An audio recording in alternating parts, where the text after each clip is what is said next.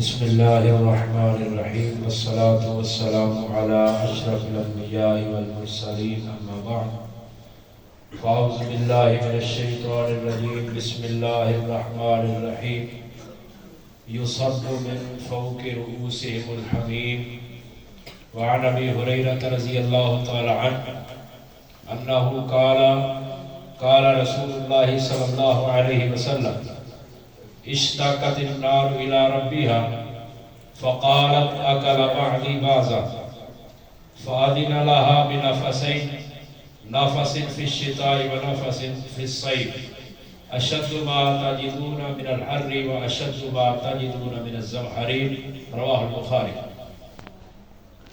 محترم، میں نے آپ کے سامنے سردی کے حوالے سے شرعی رہنمائی شروع کی۔ پہلی رہنمائی یہ کہ سردی سے اپنے آپ کو بچانا ہے۔ دوسری شرعی رہنمائی یہ کہ سردی اگر شدت کی ہو تو اس کو برا بھلا نہیں کہنا۔ تیسری رہنمائی یہ ہے کہ اگر سردی شدت کی ہو تو سردی کی شدت کو دیکھ کر جہنم کی شدت اور سختی کو یاد کرنا ہے۔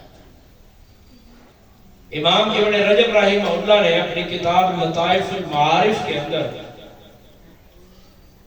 437 نمبر پر یہ روایت، یہ اپنا واقعہ درج کیا ہے۔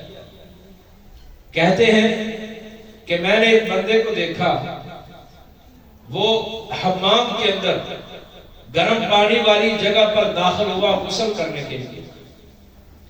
وہ غسل شروع کرتا ہے، تھوڑی دیر بعد جلدی سے غسل خانے سے حمام سے باہر آتا ہے، رو رہا ہے۔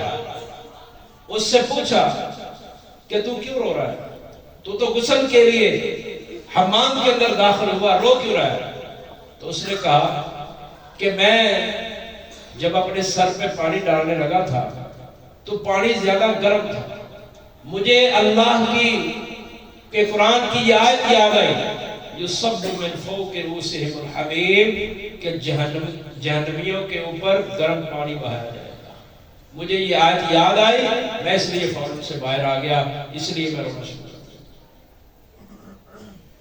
ابو ہریرہ رضی اللہ تعالیٰ عنہ کی روایت صحیح بخاری میں ہے کہ نبی صلی اللہ علیہ وسلم نے فرمایا اشتاقت النار الی ربها، جہنم نے اپنے رب سے شکایت کی، کہا اکل بعضی بعضا، اے اللہ میرا ایک جز، میرا ایک حصہ دوسرے کو کھا رہا ہے، میرے اندر سختی زیادہ ہوتی ہے۔ فاذن لها بنفسین، تو اللہ تعالیٰ نے جہنم کو 2 سانس لینے کی اجازت دی، نفس فی الشتاء ونفس فی الصیف، ایک سانس سردیوں میں اور ایک سانس گرمیوں میں، 2 سانس لینے کی اجازت دی۔